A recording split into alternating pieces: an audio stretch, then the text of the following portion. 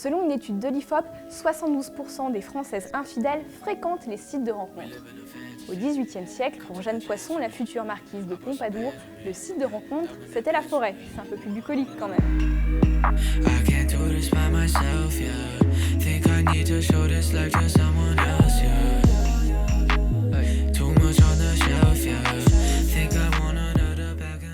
La jolie Jeanne Poisson naît en 1721 dans la haute bourgeoisie parisienne.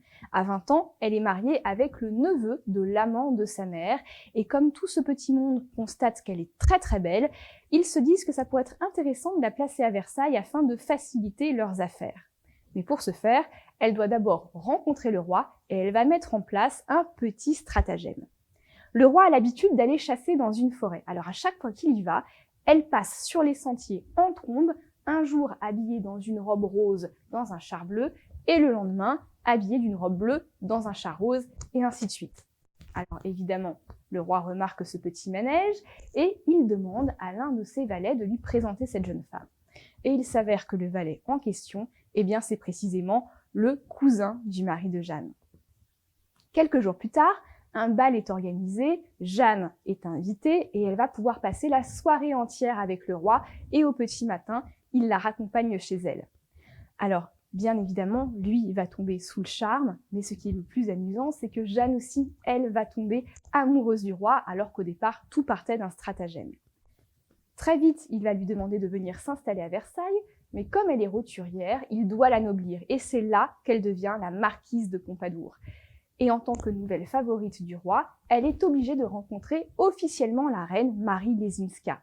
Alors bien évidemment, les courtisans se pressent à cet événement. Ils rêvent de voir une grosse dispute entre les deux femmes, mais manque de chance, elles se montrent extrêmement courtoises l'une envers l'autre. Les courtisans n'auront rien à raconter.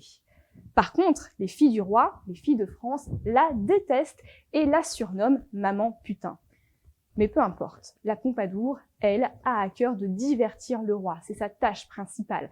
C'est vrai que son petit Louis XV est un petit peu mélancolique. Bon, en fait, on dirait aujourd'hui qu'il est totalement dépressif, donc il a besoin d'être diverti en permanence, et pour ce faire, elle va même monter une troupe de théâtre au sein de Versailles. Il n'y a pas que ça. Elle organise aussi des petits dîners au Grand Trianon, des dîners qui se font en petit comité, où le roi peut s'amuser à jouer les bourgeois. D'ailleurs, il sert même le café à la fin du repas, c'est un peu la plus grande aventure de sa vie. Au bout de 7 ans, le désir a fini par s'émousser, mais l'amour et l'affection, eux, sont bel et bien restés. Pour symboliser la fin de leur idylle, ils font murer la porte qui sépare leurs deux appartements. Mais ça ne veut pas dire que la Pompadour va arrêter de s'occuper des plaisirs du roi. Elle recrute pour cela des jeunes bourgeoises, vierges évidemment pour éviter les maladies, qu'elle installe dans une demeure de Versailles, le Parc aux Cerfs. Et là, le roi peut aller les visiter à sa guise, et lorsqu'une de ces jeunes filles tombe enceinte, eh bien, elle est congédiée avec une jolie rente. Mais non, c'est pas de la prostitution, elles sont très contentes d'être là, c'est très honorifique d'être la maîtresse du roi.